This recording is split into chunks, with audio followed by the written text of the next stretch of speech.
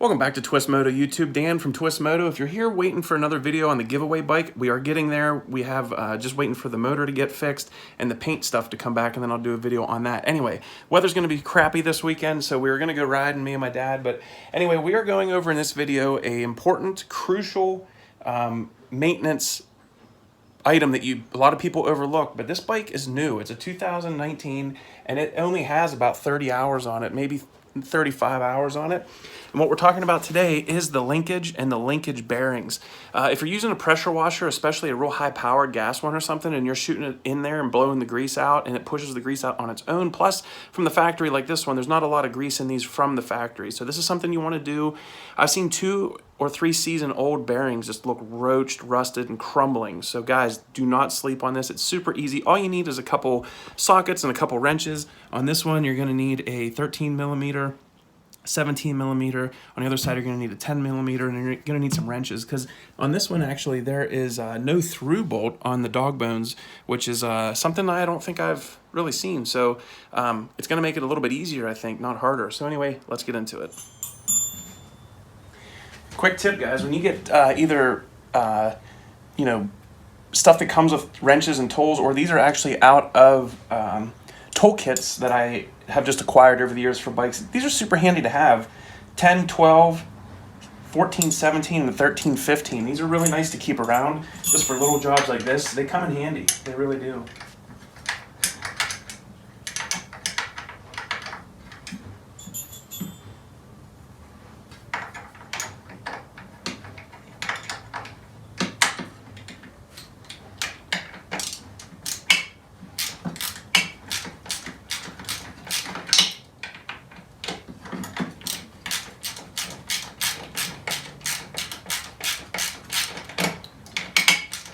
Probably be a little bit easier with a shallow.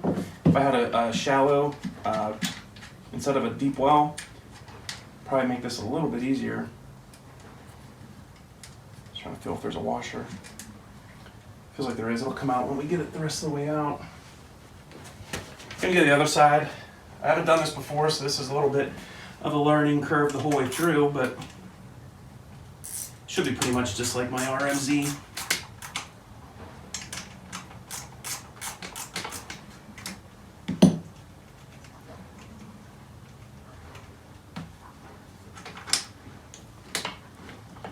Yeah, this is definitely a little bit different of a setup. It's probably, I think they must have did this in the direction of, the factory guys having to take, well, not factory, but even, even the weekend racers and stuff like that are going to be taking this apart all the time. And the old setup was a little bit tough to maintenance. Not tough, but it just took a little bit more time than necessary with the way that the old setup was. So this makes it nice. I mean, even something as easy as if you chew up one of these, it's literally one 10 millimeter bolt to get the old one off and put a brand new one on. So definitely, they had maintenance guys that are going to be actually doing this important stuff often in mind when they designed the way that this bike is anyway.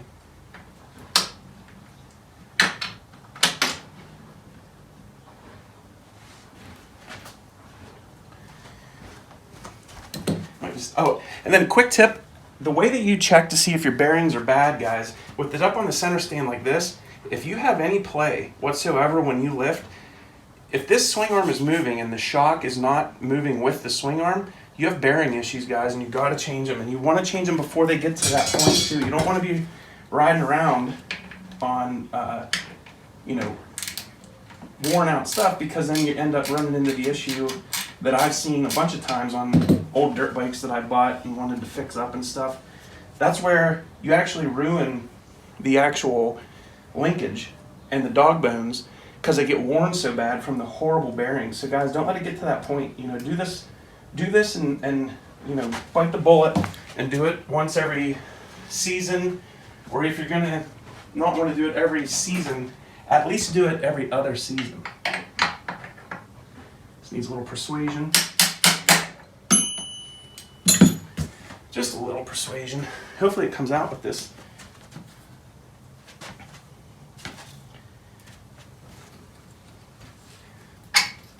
Spring in the way. Now, why would they design it like that? That better come around that spring. It might not. Now, why would they do that?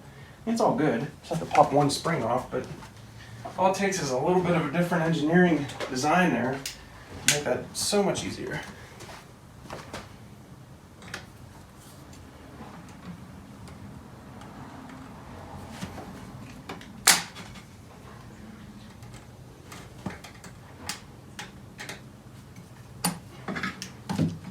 Not the end of the world, like I said, but if you're wondering about this workbench at all, I have a video on it. It is absolutely awesome. This is literally the first job that you've seen me do on this stand. Wow, is that tight? That's almost like worrisome tight.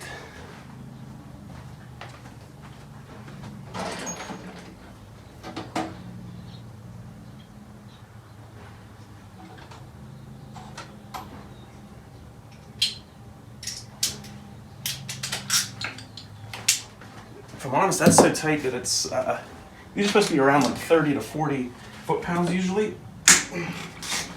And that, my friends, was either put on with an impact or a breaker bar, because that was not correct. All right, should be able to pop this out now.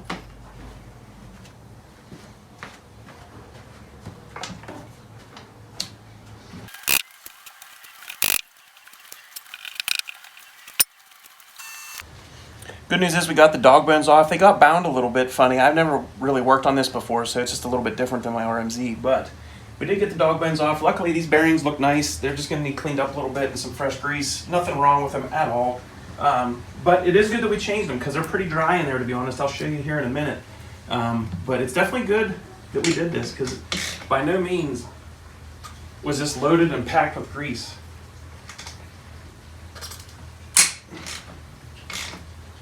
But man, whoever did this bike from the factory, they over-tightened all this. It's way too tight.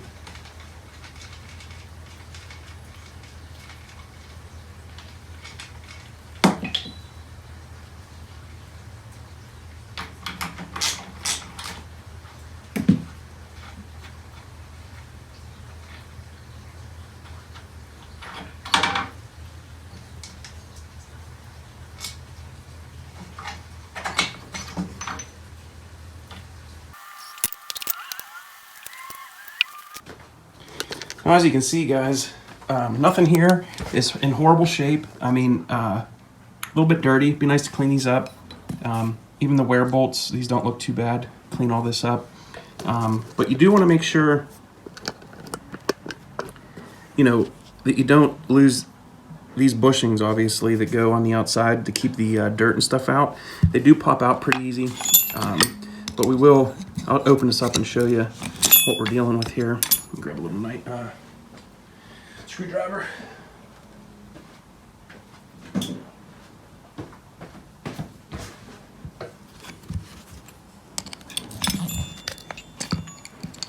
As you can see, it's not dry in there, but it's not exactly packed with grease either, like I was saying. And same thing on this side. You know, we do still have grease in there. And the needle bearings look phenomenal, but, you know, to just get this apart, check all the bearings, clean everything real nice, and get it packed real good with a real good waterproof grease. I use an AMSOIL product. So anyway, we'll get this cleaned up, and we'll get it shot over on the bench here. All right, so when you're working with any sort of cleaner or grease or anything like that, I like to wear gloves. That's very important. And the cleaner I'm going to use is just some purple power to get the aluminum parts cleaned up. The rest will just be cleaned with a rag. And I use this racing grease, this Series 2000 from AMSOIL. Phenomenal grease. But anyway, you can see, you know, definitely got some dirt. Nothing crazy. We're just going to clean this all up and then pull these apart and take a look. But we're not really getting too in depth. I mean, I don't know if you watched my other video where I put these abrasive bits in a Dremel and I really, you know, go nuts cleaning up this stuff. I'm not really going to go that far on this because it's a brand new bike and it already looks pretty ridiculous. So we're just going to clean all this stuff up. And this Purple Power is cheap, but man, it works good. I mix it like 20, 25 to 1, probably something like that, or maybe 10 or 15 to 1 when I'm working on something that's real dirty. But we're not getting too crazy with this. That's the best part about doing this often, is that you don't have to like order a bunch of replacement parts. I mean, if you take care of this stuff, it lasts way longer, and it's a hell of a lot easier each time you take it apart.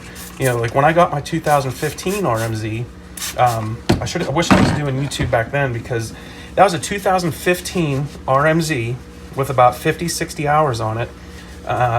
Vet owned, vet ridden, and I assumed that all that stuff, this stuff was done on it. And that bike only had like 50 hours on it. It was like 2.5, 3 years old when I got it. And if you just seen, I'll put on the screen right now a picture of what that looked like. I'll have to check on my social media and stuff and check on my phone and see if I can get lucky and find the picture that I had of it. But my God, for being such a new bike, I couldn't get over how just disgusting and filthy and rusted, and the needle bearings just completely crumbled and fell out when I opened it.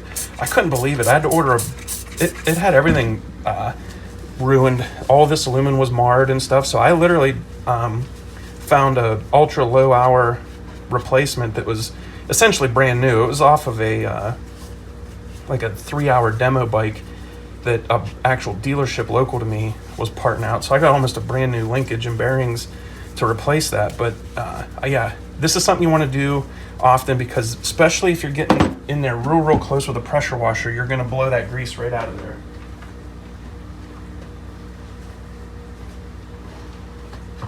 All right, let's pop these open. I mean, I'm assuming we're not going to get any surprises here, because usually the lower, this lower one is usually the one that's always the worst usually. Yeah, these all look real good. And not going to go crazy. Literally just going to wipe out some of the old grease, like so. Get all the old grease and junk off. I'm going to get a cleaner rag though to do the needle bearings, because I don't want to leave any debris behind. This one's not clean by any means, just has some dirt on it, but that one had some like pretty rough looking stuff on it. So then that's all I do, wipe it out, get it nice and clean, take a decent amount of grease, nothing absolutely crazy. I mean, you don't over grease, because grease will actually attract dirt and hold it. That's something that if you over grease these, you'll attract dirt. If you under grease it, you get rust. If you over grease it, you get too much dirt. And I think too much dirt is still probably better than rust, but I'm gonna take a little bit of grease, put a good bit on the actual barrel. Slippy, there we go. And I put a little bit of grease on the outside, just like that. Nothing crazy, but enough that it's like a waterproof seal. Repeat the process on here. I'll probably skip that in post-editing.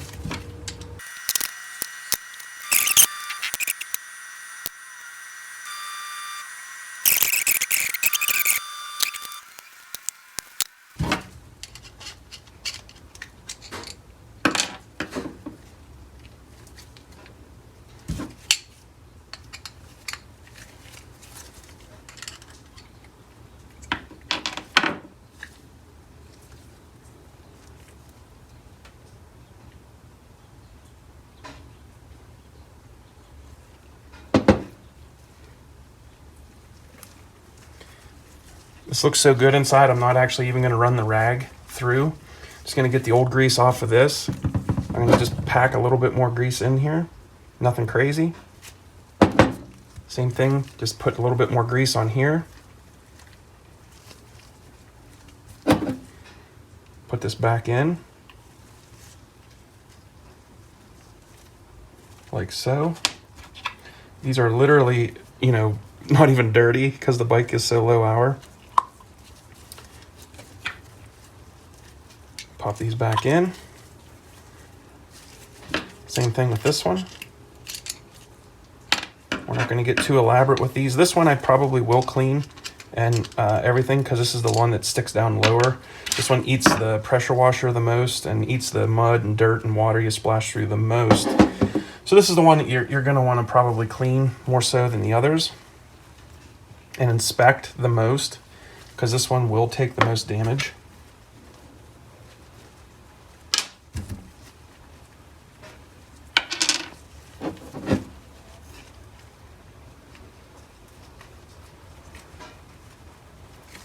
And you can actually even visibly see that the grease that's coming out on the rag here is far dirtier than what we saw with the others. So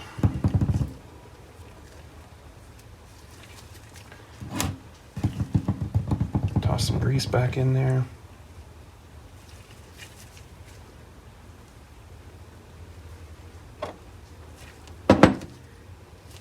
Take what's left on your gloves.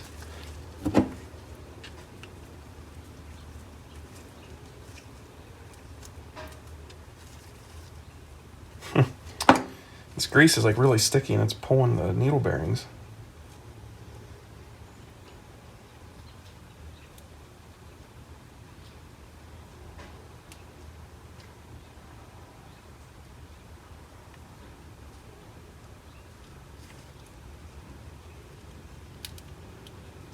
Thankfully it was just one needle bearing that time.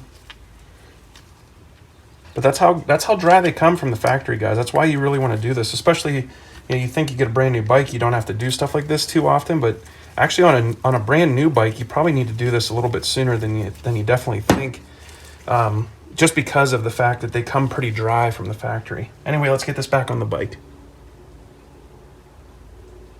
It's not real dirty, but I'm still gonna wipe, all the excess dirt and grime and debris.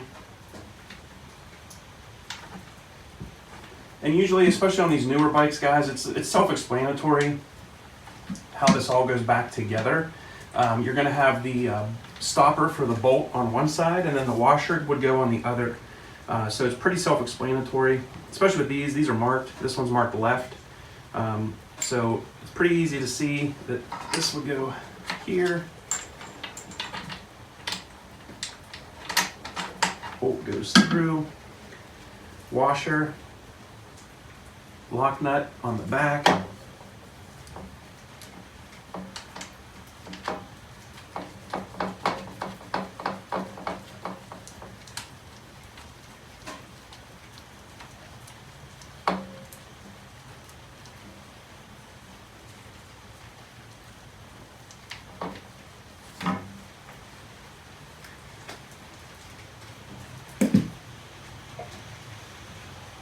Rain's coming down good now. Definitely don't feel bad about not going.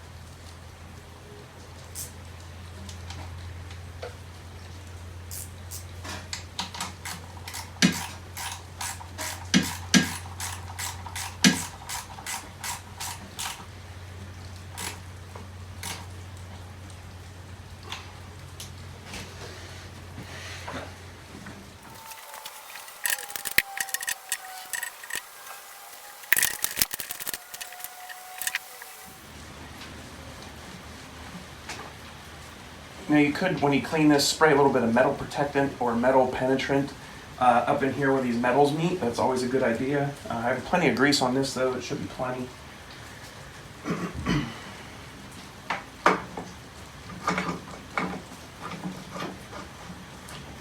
As I said, these bolts have the stops on them. There's really no way of getting this all confused. So it's really, once you get started, it's pretty easy to see how everything goes back together because of the stops and everything. So definitely not a hard job by any means at all. Something that you definitely should be doing yourself. It's super therapeutic, I think, to wrench on stuff. So why not have some fun and give your bike a better life in the long run?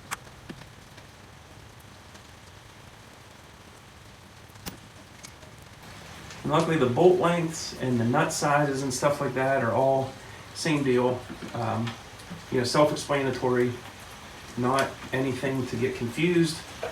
Everything should be, you know, very self-explanatory as you work.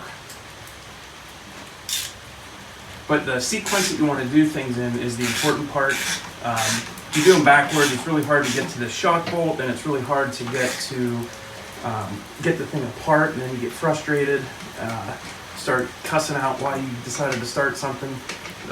You know, to avoid all that, follow the same procedure I did, you know, with taking the front of the dog bones off first, and then the back of the dog bones off second, and then you drop the shock bolt, and then you get it out the same exact way, and it just makes your life so much easier. And you don't go nuts on these. Like I said, only 30-some foot-pounds. It's nothing. You're not putting a ton of pressure on this.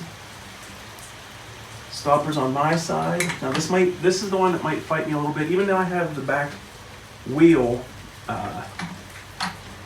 put in place a little bit with trying to take some of the strain off of this. It looks like I either need to lift or lower the rear. Hopefully this goes easy because I'm by myself. I'm actually going to take this out and see if this helps. I'm not sure if that's going to help or hurt. Well, unfortunately, my camera died right before I finished that up. But anyway, that bolt went in good. Everything went back together nice. As I said, be sure to do this more often than you think. It's super important, keeps everything working real nice. And thanks for watching the video. Please subscribe if you want to find our way back for more content or win the giveaway bike that we're working on. Make sure you subscribe and like the video. Anyway, thanks for watching Twist Moto. Keep it lit.